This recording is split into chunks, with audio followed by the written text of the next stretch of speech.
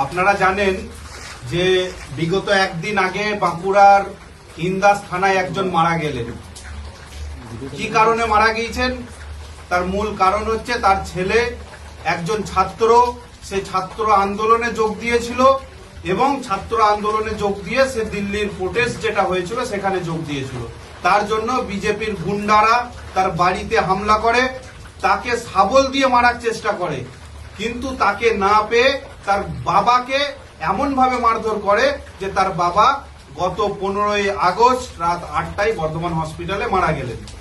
শুধু তাই নয়, যেদিন মারধর করে পুলিশ তাদেরকে উদ্ধার করে ইন্দাস ব্লক হসপিটালে নিয়ে যায়, সেখানে প্রাথমিক ট্রিটমেন্ট হয় শুধুমাত্র, তার বেশি ডাক্তার আর কিন্তু দেখেনি তাদের। এমনকি তারা ট্রিটমেন্ট করার পর যখন বাড়ি ফিরে পুনরায় তাদেরকে বিজেপির গুন্ডারা মারধর করে এবং তাদের মোবাইল কেড়ে নেয়। পরবর্তীকালে 15 তারিখ দুদিন পর তারা বর্ধমান হসপিটালে নিয়ে আসে তার বাবাকে এবং বর্ধমান হসপিটালে সে মারা যায়। বিষয়টা যখন ছড়িয়ে পড়ে, হঠাৎ দেখতে পেলাম আজকে মুখ্যমন্ত্রী শুভেন্দু অধিকারী এবং বিজেপির প্রাক্তন রাজ্য সভাপতি, যিনি বর্তমানে কেন্দ্রের প্রতিমন্ত্রী, খুব বলতে লজ্জা লাগে যে সে শিক্ষার প্রতিমন্ত্রী কেন্দ্রের, যে সুকান্ত মজুমদার, তিনিও একটা বিবৃতি দিয়েছেন। তিনি কি বিবৃতি দিয়েছেন? না, এটা হতে পারে কোনো জমি জায়গার ঝামেলার জন্য আজকে মারা গেছেন। কিংবা মুখ্যমন্ত্রী শুভেন্দু অধিকারী কি বলেছেন? যে না, এখানে কারো নাম নেই, বিজেপির চাপি দেওয়া হচ্ছে বিজেপি নামটা। সুতরাং আজকের রাজ্যের সরকার এই বিজেপির গুন্ডাদেরকে আড়াল করার চেষ্টা করছে। তাই আপনাদের সামনে আমি নিয়ে এসেছি যাদের নামে অভিযোগ হয়েছে, যিনি মূল অভিযুক্ত, তার নাম হচ্ছে এমডি শেখ আজাদ। সে আজকের নয়, সে বহু পুরনো বিজেপির নেতা। তার ছবি কিন্তু আমরা দেখাচ্ছি।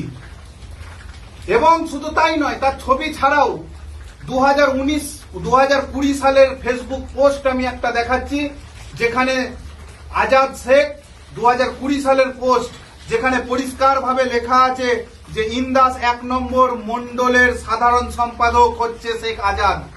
2020 সালে সে যদি ইন্দাস 1 নম্বর মন্ডলের সাধারণ সম্পাদক হতে পারে, তারপরেও তাকে আজকে বিজেপির নেতারা বা বিজেপির সরকার আজকে বলছে যে এটা বিজেপির কেউ নয়। আরো একজন অভিযুক্ত, তার নাম হচ্ছে অবনী মাঝি, এফআইআর আছে, তাদেরকে অ্যারেস্ট করেছে।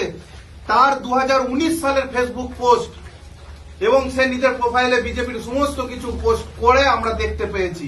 সুতরাং এখান থেকে আজকের যুগে প্রমাণিত যে এই সব গুন্ডারা, বিজেপির আশ্রিত গুন্ডারা, বিজেপির হারমাত বাহিনী আজকে একজনকে নিরপরাধ গরিব মানুষ, যে খেটে খাওয়া মানুষ, যার সঙ্গে রাজনৈতিক কোনো সম্পর্ক ছিল না, যে কোনো রাজনীতির ঝান্ডা কাঁধে নেয়নি, একটাই দোষ তার ছেলের, যে তার ছেলে শিক্ষার জন্য আন্দোলন করেছিল বা গ্রামের প্রাথমিক বিদ্যালয় শিক্ষার উন্নতি চেয়েছিল, তার জন্য সেই মানুষটাকে আজকে হত্যা করলো, নৃশংসভাবে হত্যা করেছে।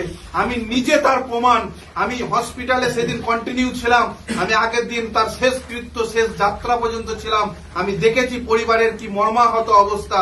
তারপরেও কয়েকদিন আগে শুভেন্দু অধিকারী মহাশয় যখন বিরোধী দলনেতা ছিলেন, আপনি প্রতিটা জায়গায় পৌঁছে যেতেন, কিন্তু আজকে একজন শিক্ষার জন্য আন্দোলন করতে গিয়ে তার বাবা হত্যা হলো, তার বাবাকে নৃশংসভাবে মারা হলো।